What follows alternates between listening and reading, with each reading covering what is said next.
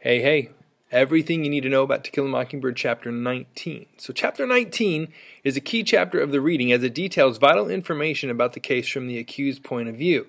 The chapter starts with Tom Robinson trying to put his withered hand on the Bible, but when he raises his right hand, his left one slips off. As he tried to do it again, the judge tells him that's good enough, and he says the oath and ends up taking the witness stand. We find out a few things about Tom rather quickly. He's 25 and has 3 kids. Right away, we find out he was in jail once for getting in a fight with someone who tried to cut him. Both were charged for disorderly conduct and convicted, but only Tom served time in jail since he couldn't afford to pay the fine while the other guy did. Jem says Atticus brought this out right away to show that Tom didn't have anything to hide. Atticus then brings up his connection with Mayella Ewell. And we find out that since Tom works for Link Diaz, picking everything from cotton to pecans, he has to go past the Ewell house every day. So Tom tips his hat out of respect when he goes by, until once Mayella asked him to come in and bust up a chifforobe, which is a dresser. But Tom says that incident, when that happened, was last spring. It was over a year ago. Since he only had a hoe with him, a garden implement, Mayella gave him a hatchet to break up the dresser. She asked if she'd have to give him a nickel, but Tom said he did it for her free of charge. Now Atticus asks if he went up to the house again after that, and Tom says he ended up having to go on the property often, as from that point Mayella had all kinds of things she asked him to do for her.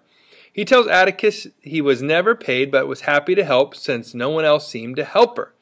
Tom says the other children were always around and were often watching him work. Mayella would talk to him all the time. Scout concludes that Mayella must be lonelier than she can imagine. African Americans stayed clear of her because she was white, but because of how they lived, most whites in the town stayed away except for welfare and Christmas baskets. Since she wasn't wealthy, she couldn't be like Dolphus Raymond, who chose to be with blacks over whites, and that's the man, if you remember from the previous chapter, that was with an African American woman and had biracial children. Scout thinks Tom was one of the few people that was probably kind to her, but now she looks at him like he's trash. When asked, Tom tells the court he never went on the property unless he was explicitly invited. So at this point, Atticus starts to ask questions about the day of the supposed rape. So as Tom passed that day, things seemed really quiet, but Mayella asks him to come help her. He looks around for the work, but she says it's in the house, that the door hinges are falling apart. So when he sees the doors working fine, Mayella shuts it with him inside. It's then that he realizes there weren't any children around, so he asks where they are. She tells him that she saved nickels up for a year and sent them to town for ice cream, kind of giggling when she said it. Tom says that he told her that was smart of her, meaning it was smart to save up and kind of her to treat them. However, she responds with, "Oh, you think so?"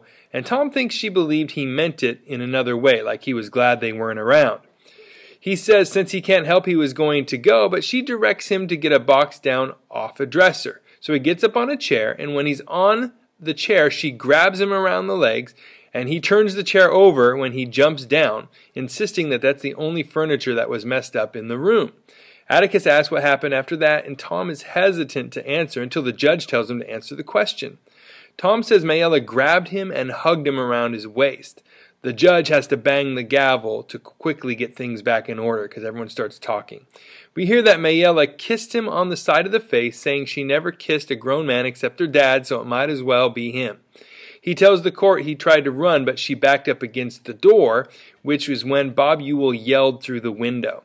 Tom doesn't want to repeat what Bob Ewell said in front of people, but he's pressed to do so. So Tom tells us that Bob Ewell called her a damn whore and that he'd kill her. At that point, he ran. He insists he did not harm or rape Mayella, that he tried to get out of the situation without being mean or physical. Scout tells the reader that Atticus had to explain to her later that Tom was in a bad predicament. He couldn't hit Mayella and expect to survive, but if he ran, he would look guilty. Tom says that he ran when he saw that Mr. Ewell was talking to his daughter, not to him. When asked why he ran, Tom said he was scared. When asked why he was scared, Tom tells Atticus that if he was an N-word like him, that he'd be scared too. So that's the end of Atticus's questioning, and as Mr. Gilmer, the other lawyer, gets up for his turn, Link Diaz gets up and shouts that in 8 years of working for him, Tom has never been any trouble. Judge Taylor freaks out and tells Link Diaz to get out and to not talk unless he's on the stand, as he doesn't want to have to run the trial over again. After making sure nothing from the incident is on the record, Judge Taylor tells Gilmer to go ahead. So the first thing Gilmer does is bring up Tom's jail time and that he'd been convicted. Scout knows that Gilmer's going to make the argument that someone convicted for disorderly conduct surely could have attacked a woman. Gilmer then makes the observation that Tom is pretty handy at chores and busting things up like dressers, so asks if he was strong enough to choke a woman and throw her down. So Tom, of course, insists that he has never done that, but Gilmer pushes that he could do it if he wanted to. So Tom, of course, has to say he supposes it's possible. Gilmer then accuses Tom of checking her out for a while, which Tom denies.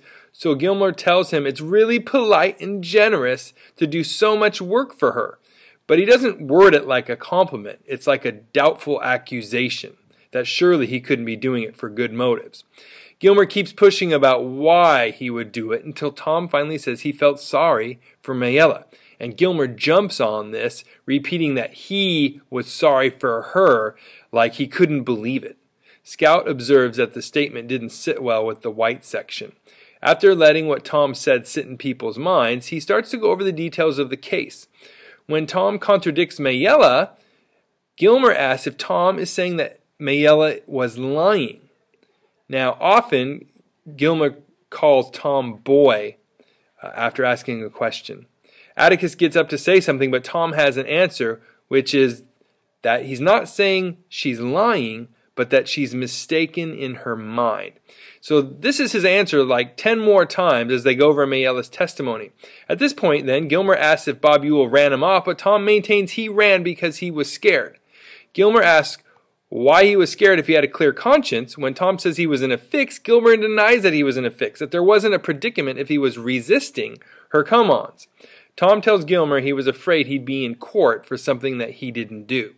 Now at this point, Jem sends Scout out of the courtroom with Dill, who has started crying.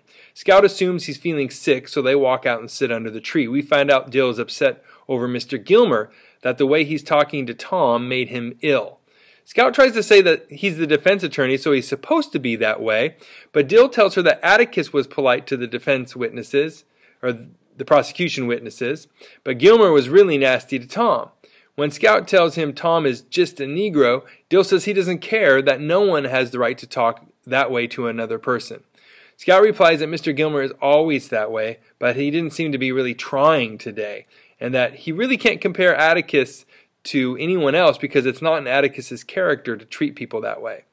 When Dill tells Scout that's not what he means, we hear Dolphus Raymond interrupt, saying that he knows what Dill means, that it just makes him sick. So what do we want to take from this chapter? For one, we hear what we assume is the true story of the incident through Tom's testimony, that he's a noble and giving individual who's being punished for being in a racially charged situation. We understand why Atticus is compelled to stand up for him and to confront the racial injustice in the South that assumes a lie from a white person is to be believed over the truth from someone who is black. There's a lot of sickening truths about racism and how ingrained it was in the South at a root level during this time period, both in individuals and the structure of the society as well. We see that has been impressed upon Scout somewhat from just growing up there, as she doesn't understand Tom's dilemma until it's explained to her later, and she doesn't question how Tom is treated to her. To her, he's just black. And she's from one of the more compassionate and understanding households. But we get to see a real picture of the enforced elevated status of whites over blacks. It's seen as a supreme insult that Tom, being black, could even feel sorry for a white woman, but only because he's white and she's black. Any reasonable person would feel sorry for Mayella's situation, but racism isn't reasonable. Tom isn't allowed to say that Mayella is lying because he's black and she's white. What's worse, in order to maintain this racist system, there is a denial that it exists, as we see when Mr. Gilmer tries to say to Tom that if he's innocent, then he doesn't have anything to worry about. But any reasonable person knows that simply due to his race, he's at a disadvantage against the word of a white person and the impression and the beliefs of racists in the white culture. But racism isn't reasonable. From this chapter, we get more of a sense of what Atticus really put himself up against when he determined that he was really going to defend Tom. He wasn't just defending Tom, but was putting the hypocritical double standard of the racist system on trial. For the truth to come out, the ugly reality of the rigged system that reinforced hatred and cruelty would be exposed. Have any questions all? You can put them in the comments down below.